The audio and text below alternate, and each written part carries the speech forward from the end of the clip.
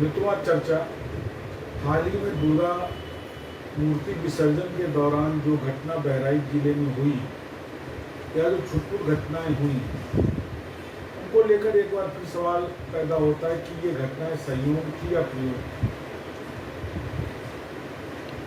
मित्रों, चुनाव सर पर है, उपचुनाव हो रहे हैं, महाराष्ट्र में होने को जा रहा है, कई और जगह चुनाव निकट भविष्य में प्रस्तावित है।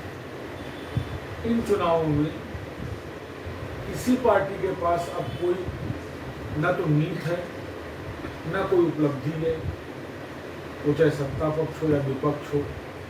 हरियाणा में आपने देखा ही, सारी नीतियां विफल हो गई, सारे आह्वान विफल हो गए। बस केवल एक नारा चला, कटोगे तो बटोगे, बटोगे तो कटोगे। क्यों? इसलिए कि न सत्ता पक्ष के पास बताने को कुछ है और न विपक्ष के पास। विपक्ष की राजनीति भी केवल तथाकथित अल्पसंख्यक वोटों पर आधारित रह गई है। बात मोहब्बत की जरूर होती है, लेकिन मोहब्बत तो बेसिकली है ही नहीं। 57 साल में कांग्रेस मोहब्बत न पैदा कर पाई, राहुल गांधी क्या है मोहब्बत पैदा करेंगे, लेकिन बेवकूफ बनाने का एक जरिया। ठीक उसी तरह सत्ता पक्ष के पास भी कोई उपलब्धि नहीं, क्योंकि जो भी उपलब्धियां हैं वो कॉरपोरेट की, जो भी उपलब्धियां हैं वो बड़े लोगों की। अभी मैं 2-3 दिन पहले हंगर इंडेक्स देख रहा था, उसमें हम 105वीं पायदान पर।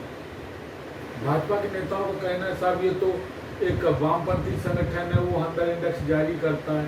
चलिए मान लिया वामपंथी संगठन है, वो हंगर इंडेक्स बनाता है, तो फिर 80 करोड़ किनको भोजन बांटा जा रहा है फ्री में?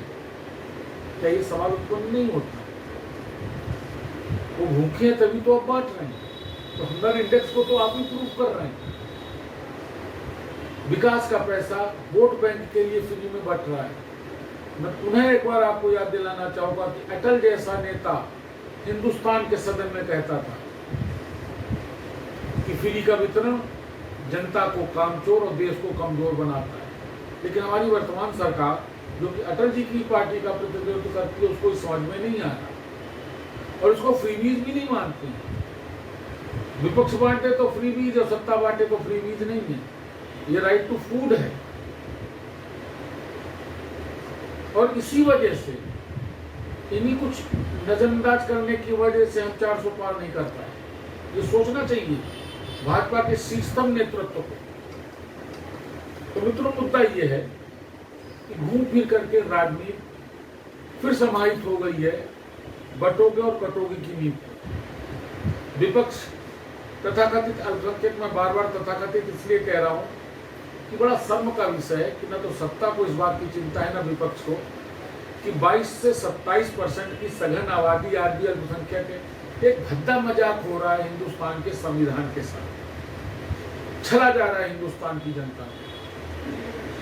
तो मित्रों, ये संयोग नहीं है। मूर्ति विसर्जन के दौरान हुई हिंसा या धर्म विशेष के उत्सवों के दौरान हुई हिंसा, ये प्रयोग है। सरकार को समझना चाहिए, जनता को समझना चाहिए और बहिष्कार करना चाहिए ऐसे लोगों का, खास करके उस संविधान में जो कि धर्मनिरपेक्षता की बात करता हूं। हालांकि जब से ये शब्द जोड़ा गया संविधान में, तब से धर्मनिरपेक्षता तो आज तक कहीं नहीं स्थापित हो पाई है। हाँ, धर्मनिरपेक्षता के नाम पे वोट बैंक जरूर बनाया जा रहा है। सोचिए मित्रों, ये प्रयोग कितना घातक है हिंदुस्तान की अक्षुण्णता के लिए, अखंडता के लिए, एकता के लिए और सामाजिक समरसता के लिए। विचार करिएगा मित्रों। पुनः एक बार आपसे मुखातिब होऊंगा। नमस्कार।